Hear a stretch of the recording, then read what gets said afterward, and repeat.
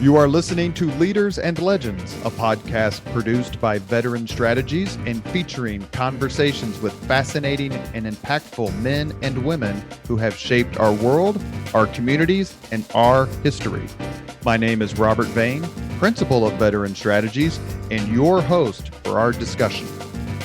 You are listening to Leaders and Legends, a podcast presented by Veteran Strategies, a local veteran public relations enterprise, and sponsored by Girl Scouts of Central Indiana, Garmon Construction, Leaders and Legends LLC, the Grand Hall and Conference Center at Historic Union Station, the McGinley's Golden Ace Inn, and McAllister Machinery, your friendly neighborhood Caterpillar dealer.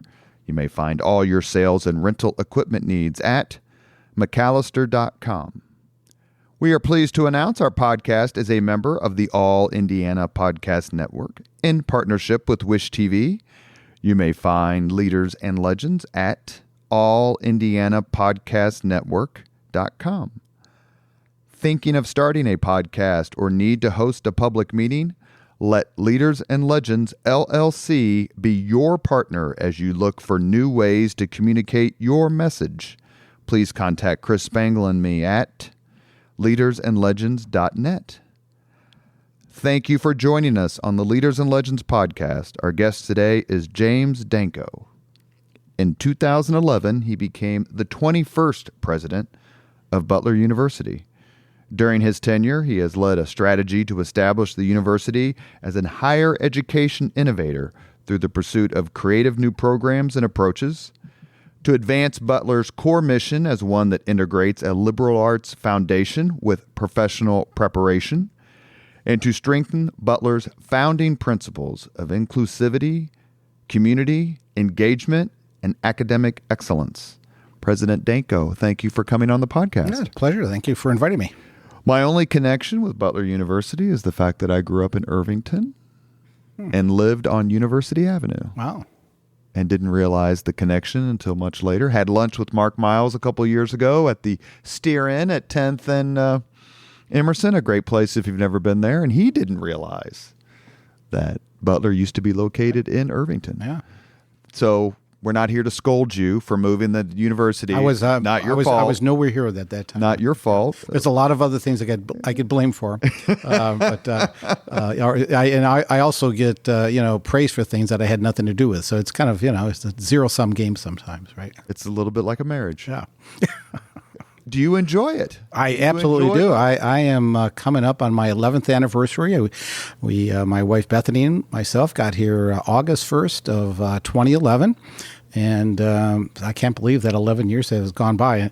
In my head, you kind of say, geez, if you could just survive for 5 or 6 years, so, at least you show some credibility or legitimacy. And here it is, I'll be entering my 12th year, and it's fantastic. And I'm as energized as I ever have been at the job. Had you heard much of Butler prior to assuming the position as president? I really had not. I mean, probably like a lot of people, you became aware of it in 2010, when the David Goliath Butler, March Madness story occurred and ended up in that final game and that, terrible final shot that people remember against Duke. And so, again, probably like a lot of people, even as I talked about this job and the opportunity, it's like, well, yeah, I've heard of Butler, but it didn't go much beyond there. Where is Butler and what it's about, that type of thing. And that's why it kind of teed up a great opportunity for me, quite frankly. And then when it happened again the following year? That was the year I was being interviewed. So in 2011, the way they do this presidential thing, it's a rather drawn-out process. And at some point, they had narrowed down to, I think, about 16 candidates. The next kind of phase of the search, after they narrowed down from whatever 100 candidates to 16, is they invite that group of people for hour and 15-minute interviews. And this was held in Chicago, so you could fly in and out of O'Hare Airport. And as a matter of fact, the day I was being interviewed, it was either a Friday or Saturday, because that night Butler was going to be playing Florida in a game, a regional game, and they won that game. So, and as that kind of March Madness progressed, so did the search for a president.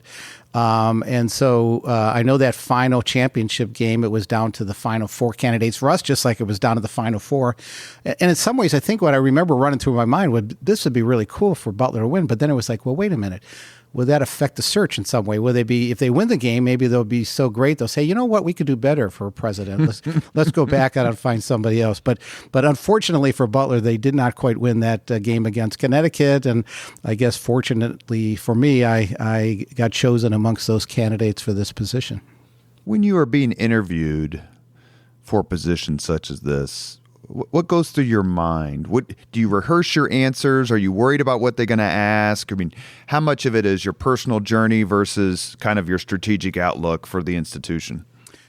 Well, it's a combination of, it's not just the person, but obviously they want to, in any kind of leadership search like that, even when I was kind of in dean searches prior to here, there's got to be a strong intersection across those two things, right?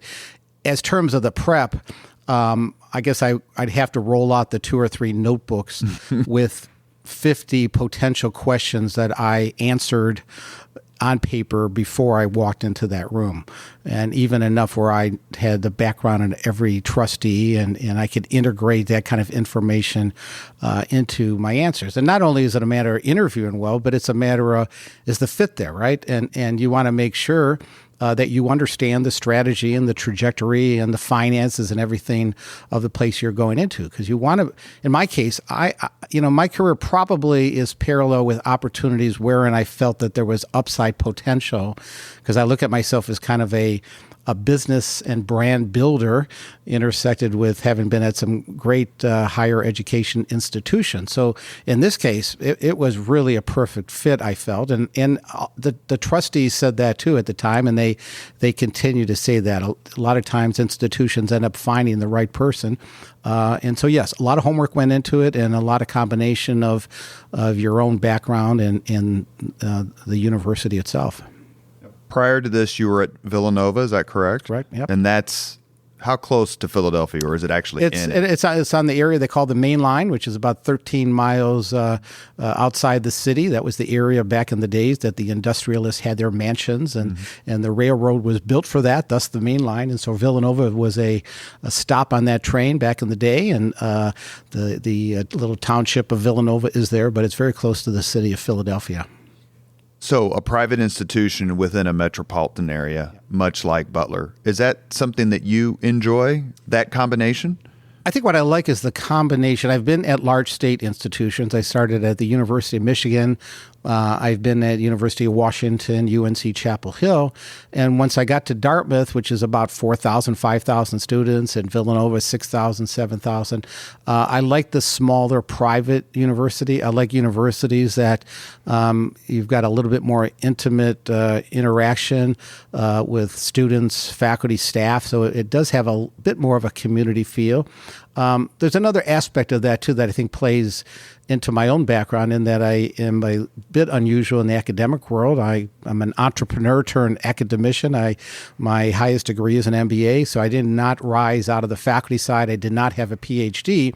So a fit for me would not become president of a top 10 or 15 research institution, but rather institutions like a Butler that might fit better with the needs of the institution and my own background, and a bit more open-mindedness to having a president that has come from a path less taken, so to speak.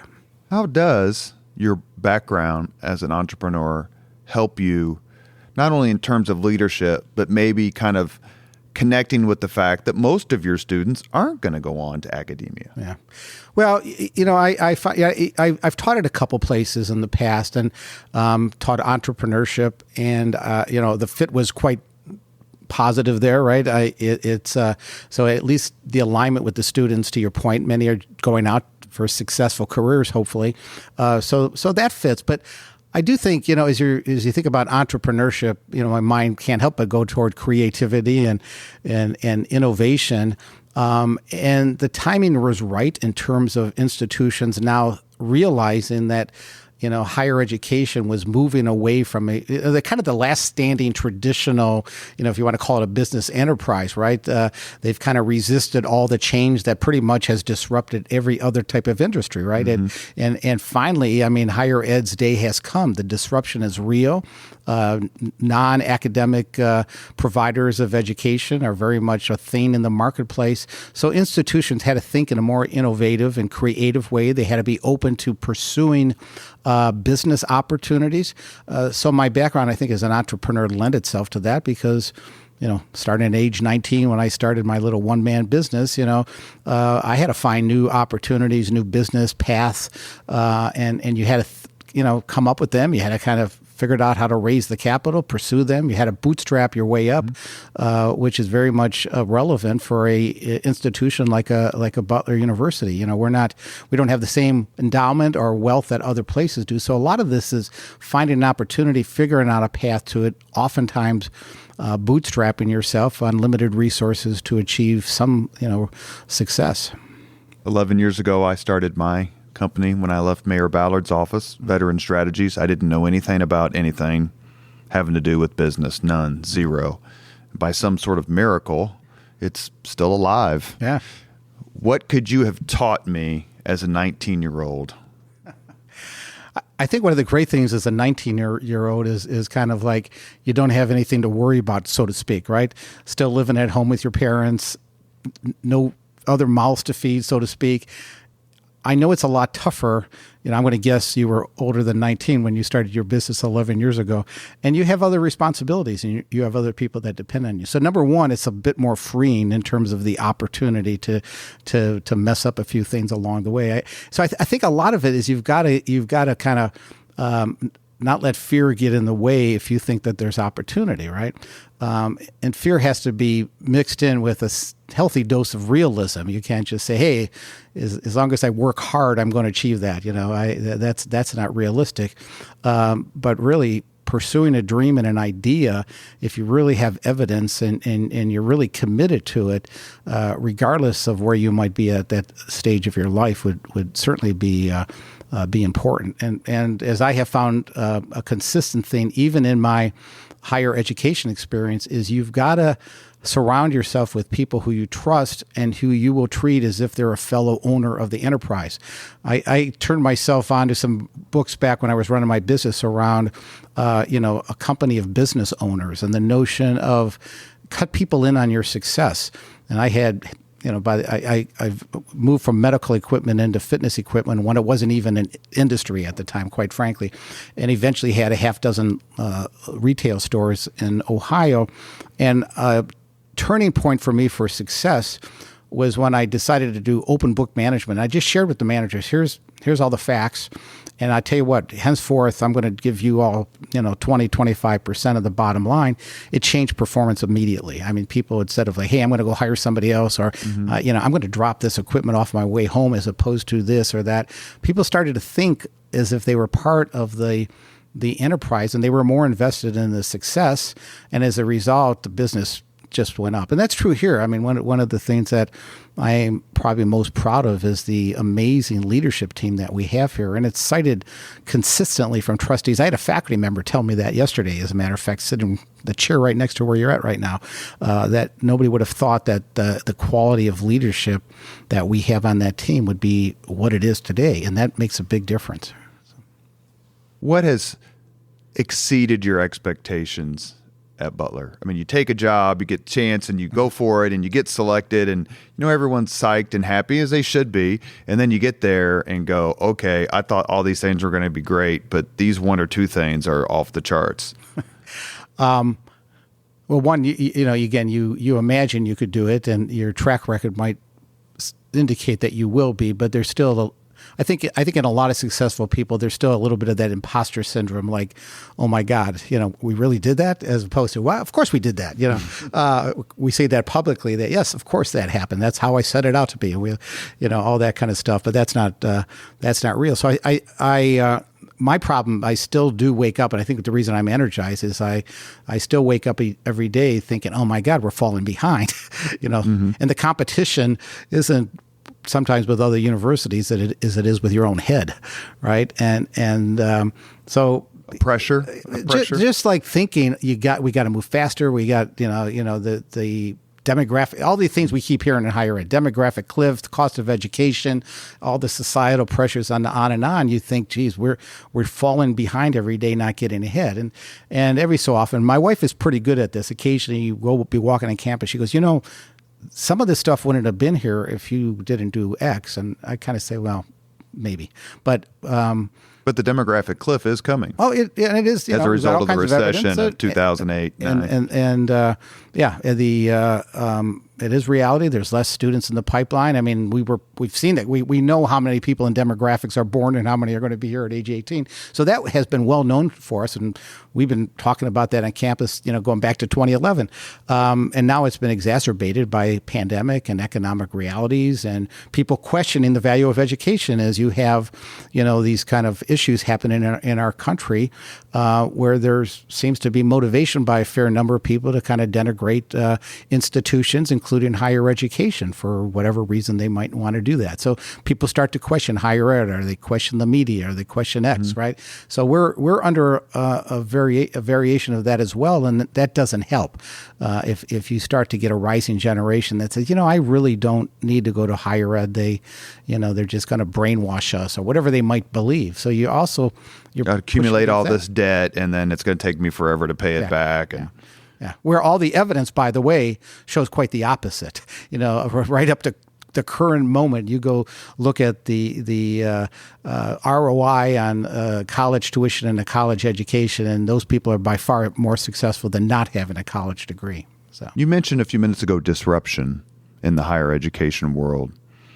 Do you have some examples that you find that you found, or that you look at and go, person X or person Y is doing it the right way, and or someone is fostering or leading a long delayed, much needed conversation? Yeah. There's so many people that are doing that, I think, in education, the education space, or higher ed.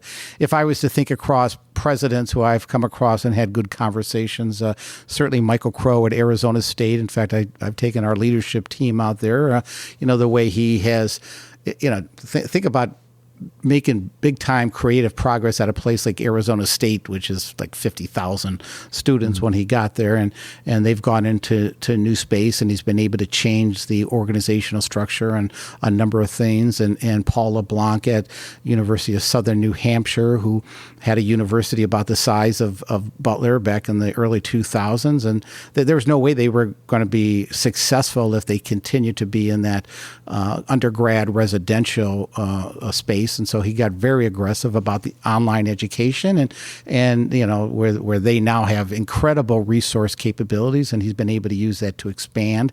You certainly have people thinking, I'm not sure I could think of names right off the top of my head, that are kind of in the non-traditional education space that are making an impact as well. So. Is there a sweet spot for Butler in terms of both curriculum and size? Not too big, but you still want to grow, want to be more attractive to people who are looking at different options? The issue with that, say we would stay the course of being 90% undergrad residential, is that I would think any reasonable person that's looking at the trends and the data would realize at some point you're going to hit a wall. And the affordability of education and the number of students perhaps interested in that traditional form of education, you're not going to have as many. And so the problem and our opportunity we have pursued is to try to diversify, your opportunities, or if I could be so bold as a college president and say diversify your revenue sources, which, some traditional academicians don't like to think about it as a business. But the reality is any one of these places, Butler's a $160 million business. And if you're dependent on just one major revenue stream to succeed for the next 10 or 12 years, it's probably, there's not a lot of upside potential there. So in terms of a sweet spot, I think a sweet spot for Butler is to have a strong undergrad residential program. We're at about 4,600 full-time equivalents in undergrad residential right now. But I worry that that'll probably settle in about the 4,000 range at some point. So how do you expand that? What are other opportunities are out there? And we're doing a lot in pursuing online programs, professional education, working closely. We have some great partnerships in the state of Indiana where we're providing education to a healthcare company is one, and other types of companies where we come in there and work with them side by side on their business strategies and help educate their people. So we're going to continue to pursue those the way I kind of frame it out. You've got to have some general goals that at some point in time we should maybe be 60-40, 50-50 so that you don't have everything in the current educational model that we have. You're listening to the Leaders and Legends podcast. We're speaking with Butler University President James Danko. Is there a part of your job that you say to yourself, man, I didn't know I was going to have to spend this much time doing? I cut the grass last week. That I didn't expect. No, a lot of grass here. Yeah, it's like really, I got paid to do that. No. Another thing I think that's interesting, and maybe why I have gravitated toward this size institution, is it is a little bit like the entrepreneurial side. I mean, as the owner of a business that grew from 1 to, I don't know what I might have had at the end, 40 or so people, you do it all, right? You're wearing many hats. So, 1 minute I'm kind of sitting down with a neurosurgeon trying to convince him to send business my way. The next time dealing with a customer that wants to buy a cane tip. And, the next you have to worry about the finances, or you have to really go out and cut the grass, which I did back then. That's how I worked my way through college for the first year as well. When you're in a size institution like Butler, the president is also kind of expected to have his or her hands in a lot of things, right? And so you get a lot of students, faculty, staff, parents that go directly to the president. It's a little bit like today. I want to talk to the manager, and so you have to be reasonably active in a lot of areas, and there's expectation that you personally are going to be engaged. And I know I'm more engaged in a lot of things here than if I was running Arizona State, Ohio State, and so forth. And again, in some ways that plays well to me because I think there's as strong of a CEO mentality as there is a COO mentality, and sometimes sprinkle in a little CFO mentality. Mm-hmm. And the job really is probably closer to a mayor of a small city because of the range of things, including housing and food and everything else, police force, things that happen here on our campus. So much of, and we've talked to a few college presidents on the podcast, involves asking for money, raising money through philanthropy or whatever. Is that comfortable for you? In politics, I did the communication side and never could have done fundraising. Yeah. Never. And then a lot of the fundraisers are like, well, this is easy. I don't want to talk to reporters, which is what I did. How tough is it to, let's use, someone with Mark Apple's money, right? Yeah. Tens and tens of millions of dollars, right? How do you go to someone like that and go, give me some money. I want to name a building after you, and this is why it's important. Is that hard to do?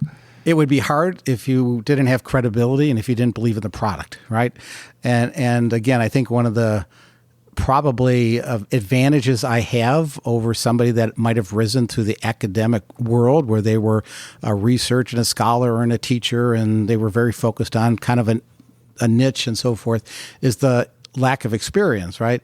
And so even as I remember being 12 years old, I couldn't wait to be able to deliver the Cleveland Press. And I used to be this substitute newspaper carrier when I was 10 years old, and they wouldn't let me have a route until I was 12. and I finally got it. And they used to, believe it or not, even as a 12-year-old newspaper carrier, every few months, the district manager would gather all the newspaper, and they were boys at the time, for the big contest, you have to sell up to six subscriptions. And I used to love going door to door. I remember my pitch, maybe now I should have had more, or I was either clever or maybe I was lacking a little something. I remember going up to customers and say, hey, I'm going to get this trip to Toronto, and if I just sell one more, and I think even with one, you know what, I'm going to pay for this one myself. And they eventually say yes. And so I think even early on I was learning how to close the deal. And then when I had my own company, I mentioned a neurosurgeon a minute ago, that's a legitimate story. I had had ended up opening this business, and I was competing with the former company I worked for. And there was a very powerful team of neurosurgeons who sent a lot of business to our business as a medical provider. Part of our business was going into the hospitals and putting orthotic braces on and traction, and going into this neurosurgeon who was, to me, like, this is like a godlike figure, waiting like this. His receptionist looked at me like, "What do you want? You're just a little kid." And I go, "I need to talk to Dr. Sureski." And he saw me at the end of the day, and I kind of told him, I go, "Doctor, when I was working at the other company, I was the one that did X, X, and X, and I've started this up, and I hope you'll consider me. And I have these little prescription pads. You could write your orders on that." He opens up the door and he threw away the pads from the other company to put mine there. And that was closing an order at age 19 to 20. And you know what? There's something about that. It gets in your blood a bit. It's like, one, I believed in my product because I was selling myself. Two, I was talking to a highly credible individual who, by the way, 15 years later, we became partners in a business. So I've been selling, my whole life. And so going in to ask a donor for money, I believe in Butler. We've got a great product. You're usually talking to an alumni who's been successful, and to say to them, "Hey, what have you accomplished in your lifetime?" And how much, you start with asking some questions where they say yes to. And then the final tip on all of that is, the last question is like, "Would you mind giving us $1 million?" Then you have to shut up, because the next person that talked bought it. And so hopefully they say yes. And as opposed to me saying, "Well, I know you need to go check with someone." No. "Would you mind, Mark, giving me $1 million?" Well, he's got it. And then you just wait for the silence, and you close you close the order. So well, we should acknowledge someone I've met through politics years and years ago who was taken from us tragically, and that's Andre Lacey, who was an incredibly kind man, very personable, ridiculously successful. I know he was a major donor to the university. Tell us a little bit your impressions and your feelings about Mr. Lacey. Yeah, I mean, I obviously only met him for the first time coming here to Indiana, and early on I heard about him. Our board chair at the time, Craig Fenneman, was quite close to him. I think they were in YPO together, had some relationship through that, and had a chance to meet with him. And then we first, I think we just started setting up this series of lunches, whether it was 2, 3, or maybe 4 times a year. He would always come into those with an article for me to read, and we had a lot of back and forth around economic theory and about small business. Of course, I had stories to share, not certainly at the level of success or wealth that he had, but enough where we just, we really hit it off. And a little bit to, again, asking, for the kind of the order, so to speak. I remember when it was time, and he had no real Butler connection. He wasn't an alum here. In fact, he's an alum of Denison. And I had told him really what I absolutely believe, like, a lifetime testimony to your success and to your family's legacy and your name is important to this region and to this state. And I really think that having your name affiliated with Butler on our new business school building and what we're trying to build there, and he believed in what we were doing. That was another part of it. He knew our students had this requirement for, a couple internships and hands-on connecting theory with practice, which he believed in. So all those conversations gave me insights into his thinking to identify that, there really is a good fit here. And when I approached him, you never know how that's going to go. "Hey, what do you think about naming the business school or the building and or both?" And he said, "Thank you for asking me. I never thought about that." I go, "Well, think of other business schools, Cranard and so forth, where great names are attached. We'd like you to be attached to Butler." And he said, "Let me think about it." 2, 3 weeks later, I get a call, and this is one of those things you think, my God, there was a big ask. There's probably no way I'm probably going to get the, could I name a classroom? And he said, I thought about it. I want you to come down and meet with me. And he said, "I've decided to do it." I still remember that too, because I had asked him about the building or the business. I go, "Well, which did you decide?" But getting back to him as a man, I mean, I couldn't be more pleased with having that family name and the legacy and the impact and the success that Andre Lacey has had to have that affiliated with our business school. And the 1 or 2 years, whatever it was that he was here, he would show up. I mean, we gave him an office, and the number of students he met with and faculty and staff that would come to him for advice, I know that he really, really enjoyed his time, and it was a great way for him to give back in so many ways to the community. Should note that Andre and Julia Lacey donated a gift of $25 million to Butler University, and certainly 100% in line with who he was as a person. Yeah, for absolutely. sure. Yeah. You are listening to Leaders and Legends, a podcast presented by Veteran Strategies, a local veteran public relations enterprise, and sponsored by Girl Scouts of Central Indiana, Garmon Construction, Leaders and Legends LLC, the Grand Hall and Conference Center at Historic Union Station, the McGinley's Golden Ace Inn, and McAllister Machinery. Speaking of great men, P.E. McAllister. McAllister Machinery, your friendly neighborhood Caterpillar dealer. We are talking with Jim Danko, president of Butler University. Is there a particular Hoosier leader and or legend you admire most? You know, one of the things we had on our campus for a long time was the Luger run, which I think had some 25 years of history here. And by the time we arrived in 2011, so the first one would have been fall of 2011, Senator Lugar was down to kind of walking a 5K. You know, there was a combination of walking that. And I was so privileged, at least 2 years, if not 3, to kind of walk alongside him. Mm-hmm. And I already obviously knew him. Of course, I've got a long-standing love of or intrigue, maybe. I'm not sure love anymore is the right word for politics, but intrigue of politics, and knew him, knew of his history back in '68 as the mayor of Indianapolis and his potential vice presidential candidacy and some of that story, and getting to walk with him and getting to know him and him sharing some of those stories. Although he also was a very discreet person. He didn't necessarily, you know, sometimes I try to get a little more out of him than maybe he wanted to give up. But he shared so much about his own history, a lot of history of Indianapolis, his time in office, some of his chiefs of staff, I think, including people like Mitch Daniels and others that he worked with. And he just was, and we talked quite a bit about what was happening, because it was certainly happening even back in 2012 and 2013 with the disharmony across political aisles and so forth. And you know, he talked about how he worked across the aisles and his beliefs and so forth. We had a lunch 2 or 3 times when I was in Washington. I had him speak on campus a couple of times, and probably that's the first name that comes to mind. And we had a chance to, we attended his funeral when it was here as well, and got to know his family fairly well. But immediately comes to mind is Senator Lugar. Also I believe, an alum of Denison.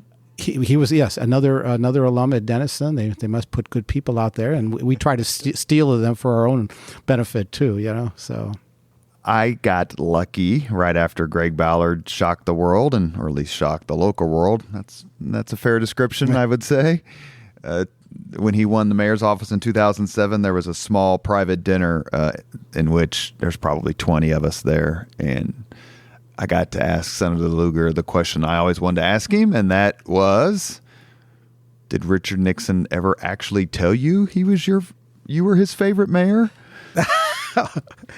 And he told this beautiful story about he's senator, Nixon had long time resigned, and they're like at the Senate or something, and Lugar sat down next to him, and they had some small talk, and Nixon just blurted out. He goes, Dick, you really were my favorite mayor. And a lot of people in the audience had never heard that story. And of course, being Nixon's favorite mayor in 1974 when you run for the Senate isn't exactly that's not the place to be. But he was this sort of singular person, singularly Hoosier in his own way. He served in the military.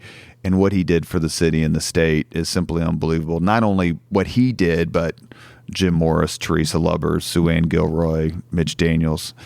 How important, and I've said this on other podcasts, and we've had podcasts that touch on it. How important is personal leadership? And do you think it's underrated as an element of organizational success? So personal leadership in the standpoint of the moral responsibility of a leader and their ethics and engagement, creativity, willingness to take chances. I mean, as I think about what's unfolding, I sometimes I talk about the Malcolm Gladwell 10,000 hours thing, right? And do you have that 10,000 hours of legitimate leadership experience? That's the important side. You've got to really know the business that you're in to some degree. You've got to have practiced leadership, and tied into that is integrity. I mean, it just goes hand in hand with leadership, authenticity. The people that fail the worst, I think, as leaders are those that have zero self-awareness. They're not striving to get better. They're not listening to legitimate criticism. And again, they're probably in it for more selfish purposes. So if you think about failed leadership, whether it's at the political level or even as I hear other stories in other organizations, if you don't have this set of 10,000 hours of experience, integrity, self-awareness, and lack of big ego, again, that's another thing. So it cuts across the whole thing. So that personal leadership side is absolutely essential for you. You could probably get by and people say, oh, yeah, they did pretty good. I've heard a lot of leaders that have been pretty good. But are you a great leader? Have you really made an impact? Have you left a place far better than when you found it?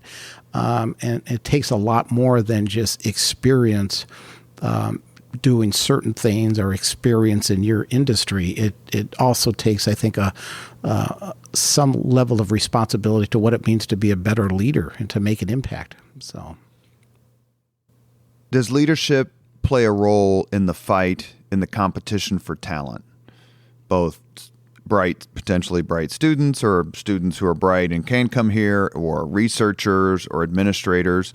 Do you think that there's something about Butler that is magnetic to potential enrollees or employees?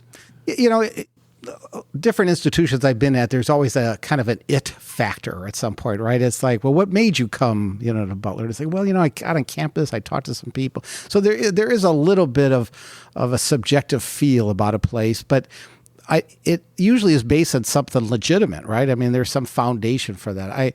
I do believe that we really take the individual, their needs and what they need to pursue a career, to be prepared for that. We take that quite seriously, and that connection between our faculty and our students is an important kind of ingredient. And if you're looking for that personal connection, that intimacy, that kind of caring feeling, Butler does attract, students of that type. And you also have to recognize, and I think this helps you strive for even greater perfection, is that you're not perfect, right? There's still going to be people that, believe me, they come through Butler and they're mad about something, or they feel they were mistreated. Every college loses some students, and you also have to take a look at those losses. We're spending a lot of time right now focused on retention. What is it that happened along the way, with particular focus on the first year experience, from the time somebody's attracted to Butler until they hit that sophomore year? What does that look like? And you've got to look at the cases that didn't win. What went wrong during that?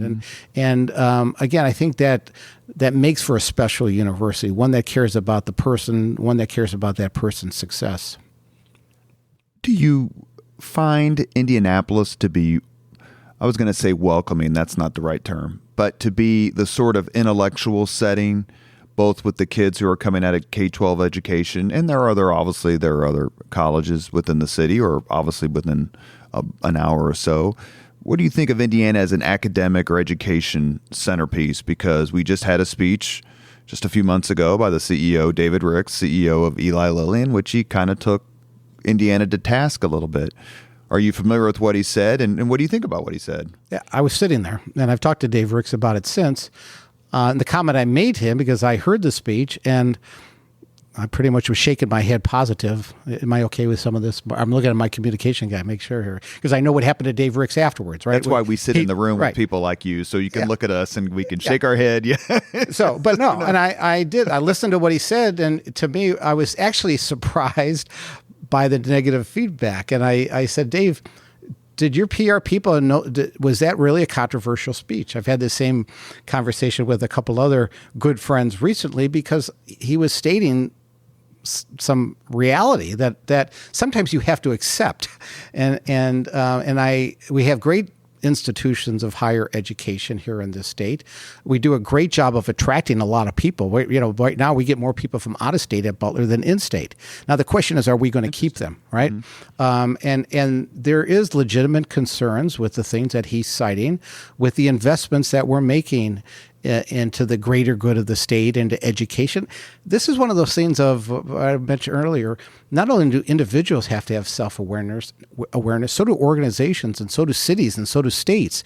Like, come on, be real. Step back from what's going on and take a look at, accept it. We're all imperfect in some way. It's what he was citing was some things that were legitimate concerns. And I would think if an employer of the size of Lilly is making those kind of statements, we all ought to be paying attention to say, hey, you know what? How do we roll up our sleeves and make for a better state? Because you could always get better. So I thought it was a excellent speech. I think he hit on some things that are important. And, we're here to find a way to help support that because we need the brain gain, not the brain drain. And we can't be losing these excellent students that we're bringing into the state, to move away. We need that talent in the state. And this is a war for talent right now in this economy, given the number of people that for some reason or another have decided they want to move on to something else. And we don't want to be a state that they're moving away from because of some of these things. I got this. My friend Mark Apple did a terrific job prepping me for this podcast. Yeah. Do people know who Mark Apple is, by the way? We all do. Oh, okay. Yes, absolutely. Wow, that's good. And at least everyone I know knows who he is. And I'm going to read these things that he sent to me. And you have no better PR person than Mark Apple. He is great. Terrific. Butler is ranked number 1 overall in U.S. News World Report list of best Midwest universities 4 consecutive years. Ranked number 1 for innovation in U.S. News and World Report list of best Midwest universities 7 consecutive years. Ranked number 1 for undergraduate teaching in U.S. News and World Report list of best Midwest universities for 2022. Ranked number 1 for best college for veterans. It's going to make me cry as a veteran. In U.S. News and World Report list of best Midwest universities in 2022. Thank you for what you do for veterans. So given these number 1 rankings, is there pressure to stay number 1? How do you stay number 1? And if you got ranked number 2 next year, would it be the worst thing in the world? I'm somebody that has built a pretty solid part of my career on the backs of rankings, whether it's U.S. News or Business Week and so forth. And part of it is obviously there has to be legitimate product, right? If you know your marketing, there's price, product, place, all that kind of stuff. And so the product has to be strong. Otherwise, I don't think those things happen. At the same time, and we love rankings. They're not all credible, but we love them when we do well. So we'll take all those things. But there's it's great to be ranked that way. I really am very cautious about playing to the rankings, right? I was at one institution that was, always business schools back in the day were one of the first ones where a lot of the really like top MBA programs, Business Week and U.S. News and Wall Street Journal and all that, and Forbes were ranking them, and the university realized that if you can't go after both or 2 or 3 of these things, we're going after this segment, and they knew they'd fall to 15 or 16 here. But a lot of it too is also making sure that the things that you're pursuing are in alignment with the characteristics and the founding mission and the purpose of a university. So a lot of what you talk about there very much aligns with what we see as our values, right? And innovation and creativity. I got here in 2011, and my theme was, imagine the possibilities. And I set up an innovation fund day 1. So there was a lot of push on innovation because I really felt that was going to be the fuel that was going to drive the change that we were going to need to elevate and to compete. So it's good that those things do get recognized. If we fell to number 2, yes, I mean, you want to do better, but if you fall to number 2, you find out how they messed up the rankings somehow or another, because obviously certainly Russian judge. Yes, it could not have been us. But again, you look at the aspects of those rankings where there's some data or information that helps you reset or rededicate yourself, or maybe abandon in some cases because this is no longer relevant, and it's more important to have X happen, for example. Yeah. Switching from academia to its cousin, sports, university presidents and athletic conferences are in the news a lot these days because of what's happening with mergers and schools switching from one conference to another. Do you have any general thoughts on that? Or how much does that play into what Butler does from an athletic standpoint because of these sorts of conglomerates that are taking place? And obviously, I'm not asking you for any specific inside news, but just as someone who understands how higher education works and also the economics of how higher education works. Yeah. Well, there's a lot of troubling signs out there, right? I mean, and there's been the long overdue need for change because credible concerns have increased considerably over the last decade or two in terms of whether it's the pay for play or NIL or all these things that are happening. I think the problem that we find ourselves is that nobody really has stepped back to figure out what the best scheme is overall for universities, because you're looking, Division I sports, 300 and some universities. We're all so different, trying to compete with even in our own backyards, an IU or Purdue that's in the Big Ten, and they've got the types of resources that they do with a Butler that doesn't have a major football program. We're all so different. It's an apples and oranges comparison. So there's no model that kind of one size fits all. And right now it's kind of like this, you've heard in other quarters, a Wild West happening out there to some degree, and wealthy alumni coming in and all of this. I worry about it. I also, having sat through a lot of NCAA meetings, over the past few years as a member of the Big East, I've sat in rooms with 25 other presidents and realized, wow, this is just like sitting on campus. There's 25 different opinions. Being that they're university presidents, they all want to express it, even if it's the same opinion as the next person.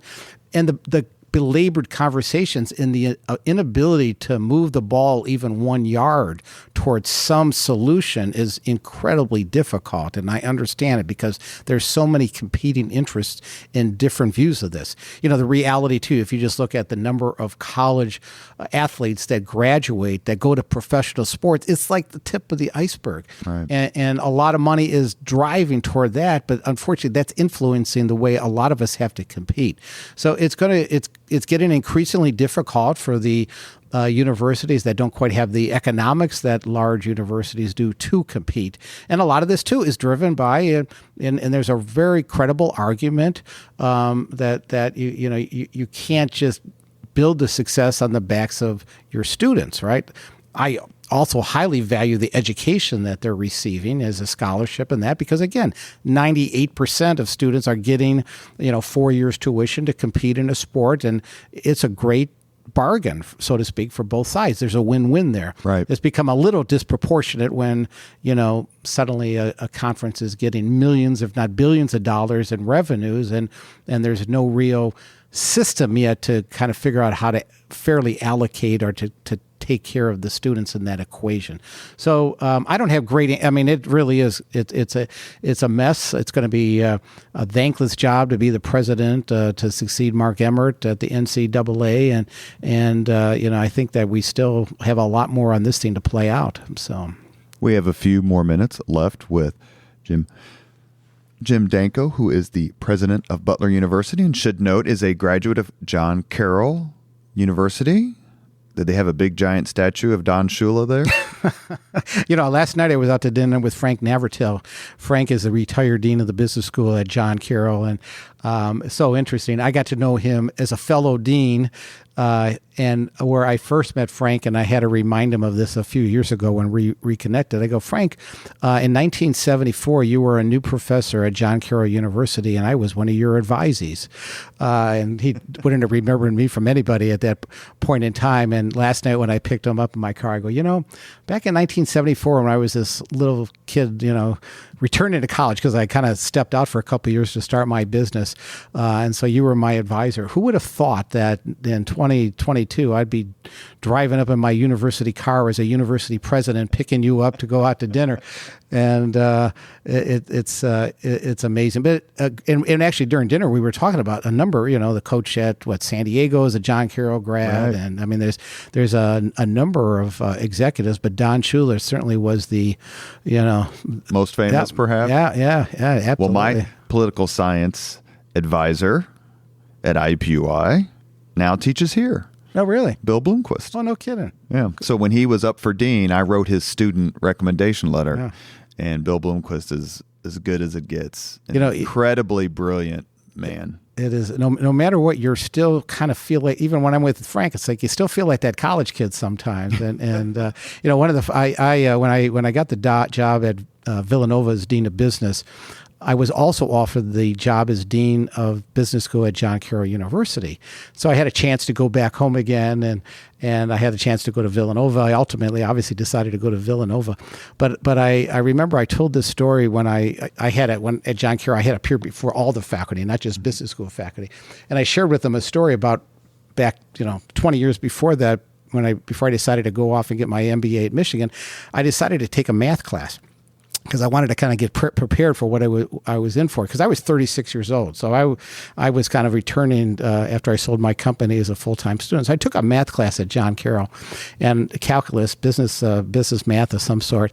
And I did really well in that class, and I knew the professor. And I said, I would really appreciate if you would write a letter on my behalf for my Michigan application, because my GMAT math score wasn't quite that high, so it really would be good. And he said to me, he said, what are you doing that for? And I explained, I said, I'm really interested, I think, even in education in some way. He goes, well, if I find out that you go into administration, I'm revoking this letter.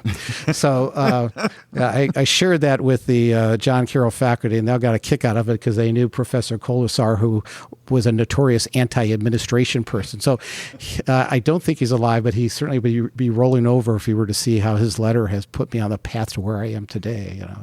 So much of your educational background involves Catholicism and Jesuitism, and your undergraduate degree, I believe, was in religious studies. Mm-hmm. How does that inform your life and give you a sense of looking back towards leadership? Before the podcast started rolling, we had a seemingly almost interminable discussion about history, which we could still be having.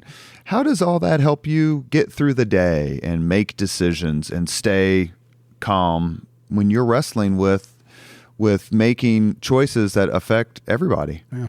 Well, first off, my background of having a religious studies undergrad, which I think coupled with about 4 or 5 graduate courses with an MBA and my business experience, I've always felt was the perfect recipe.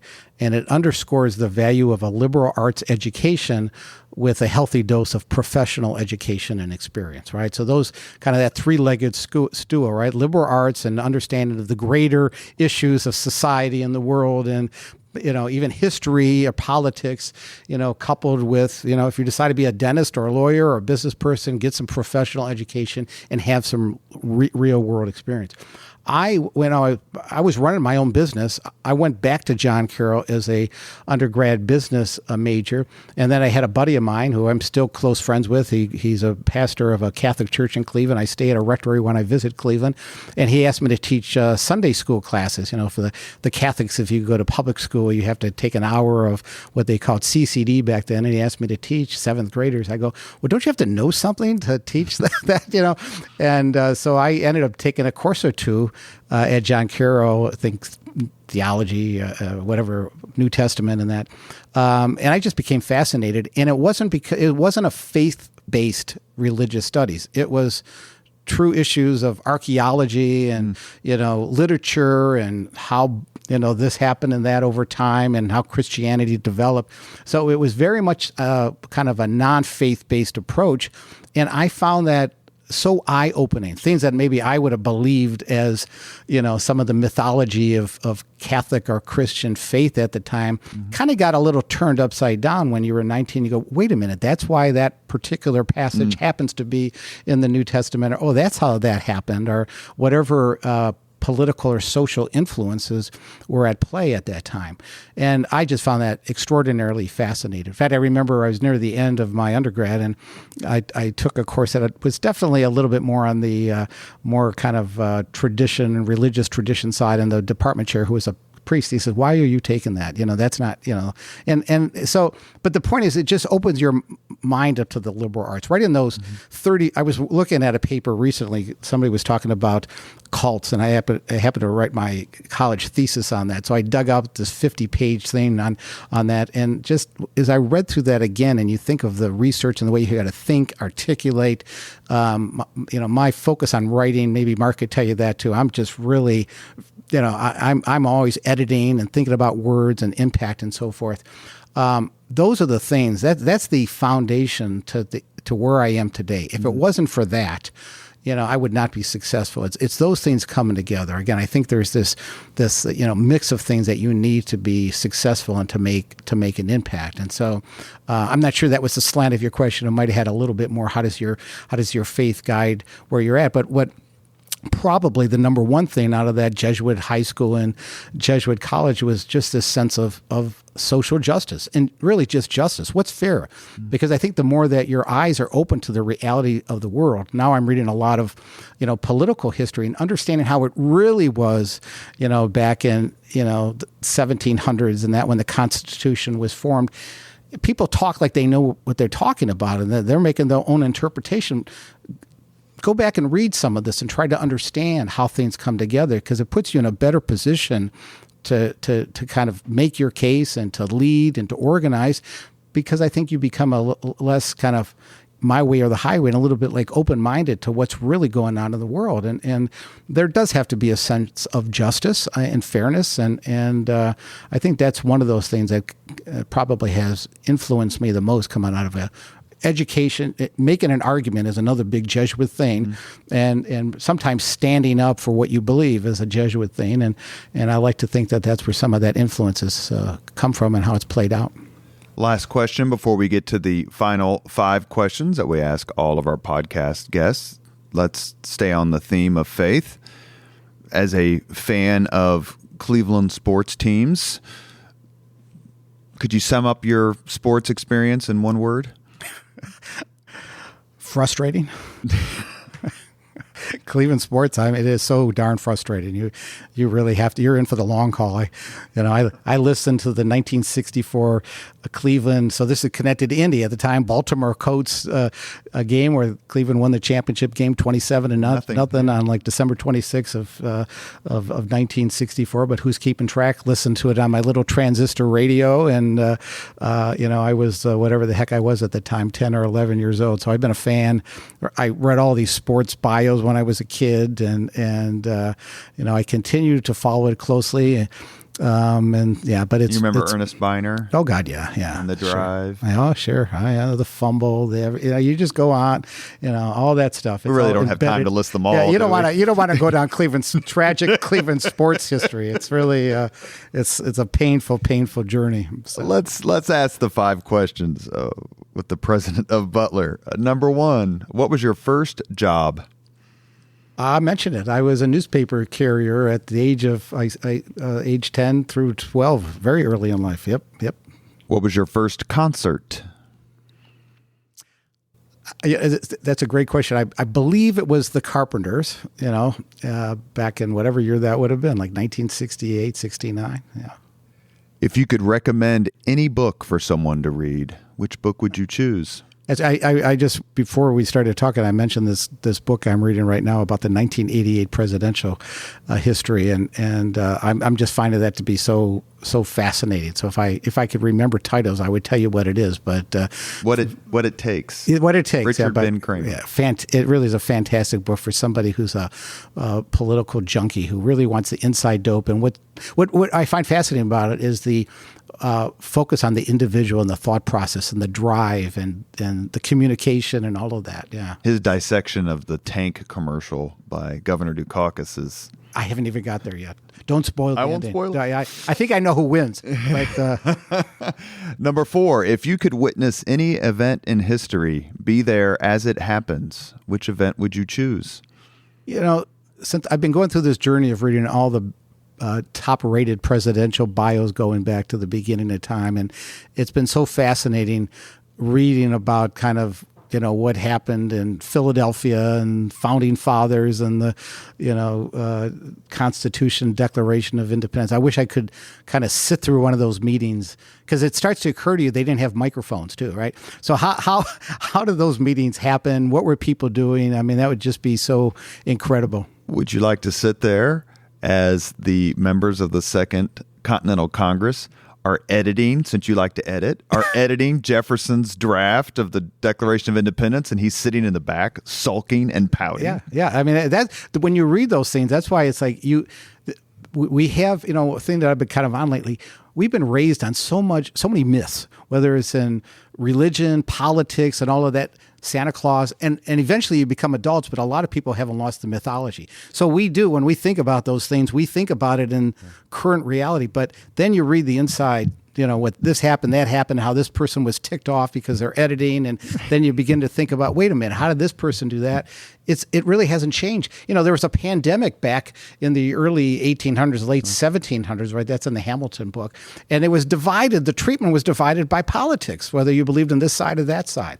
So things just have a way of repeating themselves. And I find that era kind of fascinating right now. So, if you could have dinner with anyone living today, 2 hours off the record, whom would you choose? Talk about anything you want.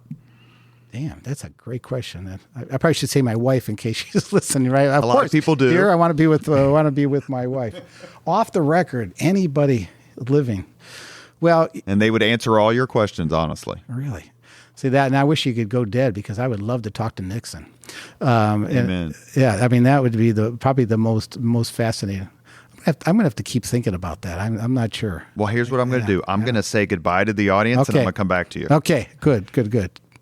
You have been listening to Leaders and Legends, a podcast presented by Veteran Strategies, a local veteran public relations enterprise, and sponsored by Girl Scouts of Central Indiana, Garmong Construction, Leaders and Legends LLC, the Grand Hall and Conference Center at Historic Union Station, the McGinley's Golden Ace Inn, and McAllister Machinery, your friendly neighborhood Caterpillar dealer.